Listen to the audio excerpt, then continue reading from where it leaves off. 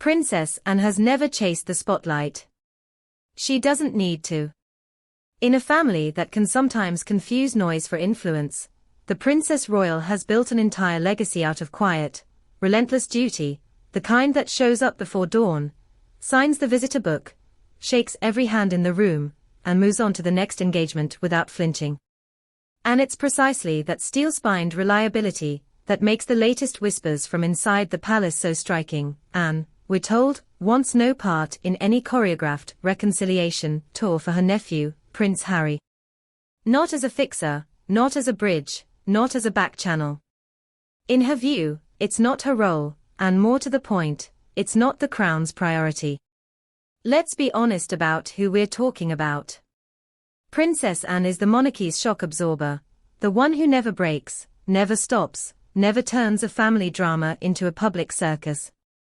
Last year alone she logged hundreds of engagements, the kind of schedule that would flatten lesser mortals, while still carrying the institutional memory of a woman who served at her mother's side for 7 decades. She's the sister who rode behind the king's carriage on coronation day as gold stick in waiting, not for show, but because that is what she does. She protects the sovereign, upholds the right, and keeps the machine moving. She is duty in a tailored coat. So when insiders say Anne has drawn a clean, cold line around Harry's situation, it lands with the weight of a gavel. Her reported stance is disarmingly simple. Harry made his choice, so must he live with it. That's not vindictiveness. That's Anne's code. In her world, backing from the family isn't a blanket you can throw off and drag back on depending on the weather. It's a compact, a hard, sometimes uncomfortable, always binding compact, that trades privacy and self-expression for stability and service.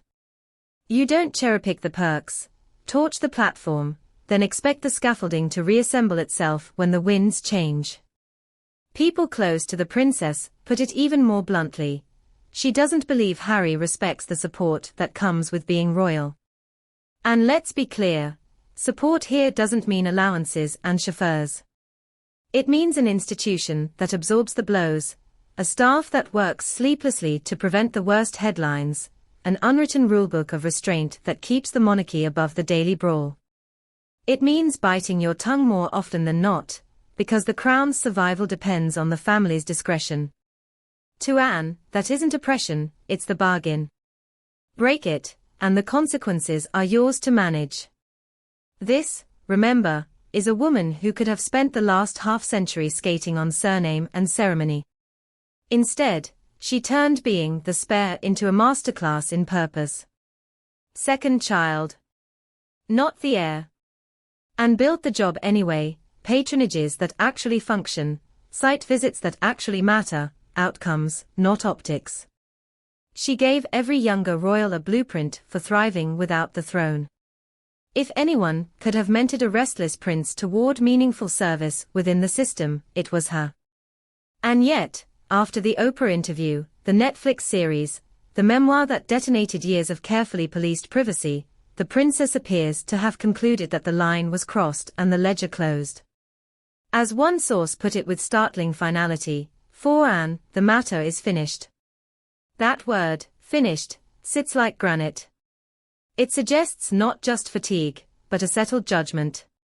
The Oprah confessional framed as revelation. The book framed as catharsis. The interviews framed as my truth. In Anne's universe those were not acts of healing, they were acts of rupture.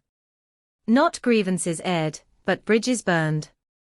Betrayal is the word floating in the air around her reported view, not because a son and brother felt pain. She would understand that instinct better than most, but because he weaponized it against the institution his father now leads and his grandmother. Safeguarded for 70 years. Place that stance inside the bigger picture, and you start to see the logic. King Charles, softened, some say, by illness, sharpened by time, has leaned toward mercy, toward thaw, toward the long, slow work of stitching frayed edges. He has met, teacup quiet, with the prodigal. He sees, perhaps, that total exile breeds total warfare. William, by contrast, The man who must wear the next crown has tilted toward order and guardrails, fewer working royals, tighter messaging, zero tolerance for chaos in the ranks. He is, by every account, a father first, a reformer second, a reconciler a distant third.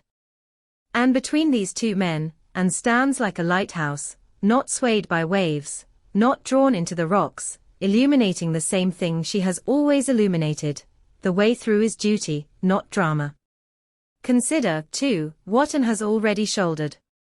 The Andrew and Ferguson catastrophes. The rolling scandal of a cousin who cannot quite read the room. The daily grind of propping up a slimmed-down firm while cameras look for slip-ups and critics sharpen their pens. In that context, the idea that she would volunteer as mediator-in-chief for a nephew who has made a career out of challenging the family's very oxygen, silence, is frankly laughable. Her most valuable contribution to any reconciliation process, as she likely sees it, is to keep the crown's gears oiled while others debate how much public penance equals private peace. And yet there's a tragic poetry to the missed opportunity. Imagine the alternative history. Harry sits down with his aunt, the original working spare, and here's not a lecture but a lifeline. Here's how you build a portfolio of causes that change lives without changing headlines.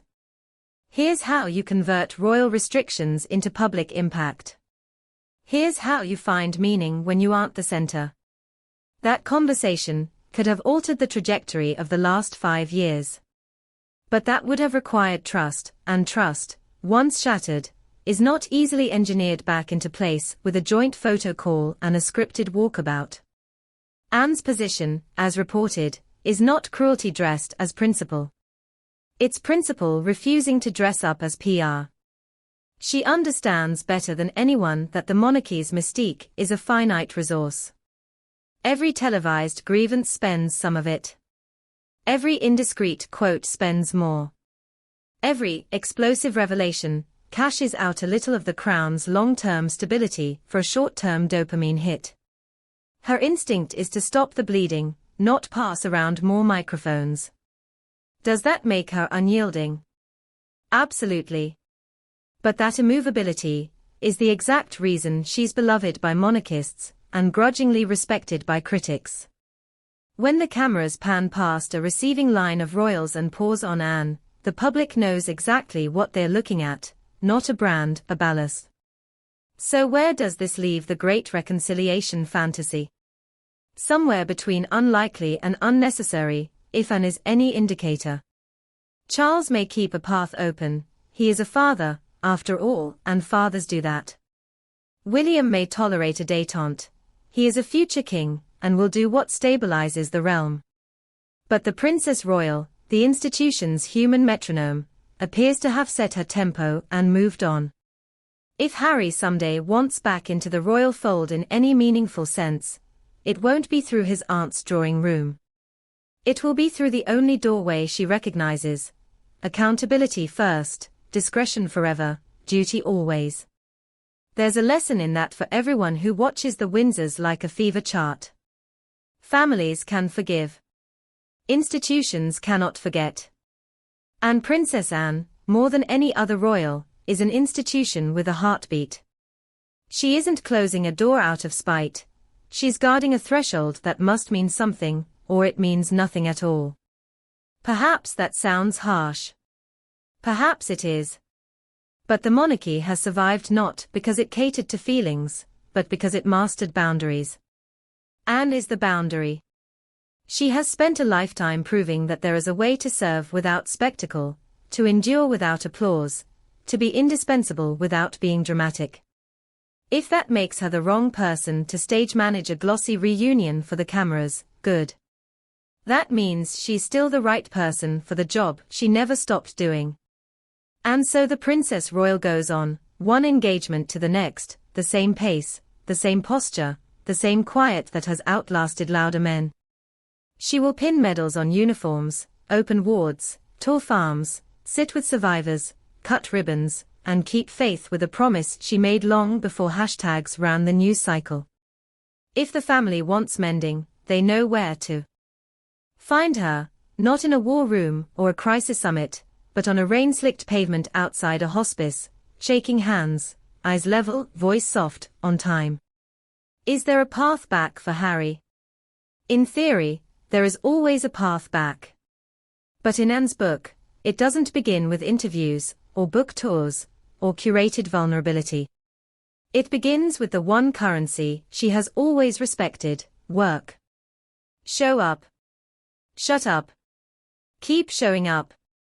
And if you can do that long enough for the noise to die and the public to believe again, not in your story, but in your service, then maybe, someday, the matter will be something other than finished. Until then, Princess Anne will remain exactly what the monarchy needs most and popular culture understands least: a steadfast, unembellished yes to duty. The rest is commentary.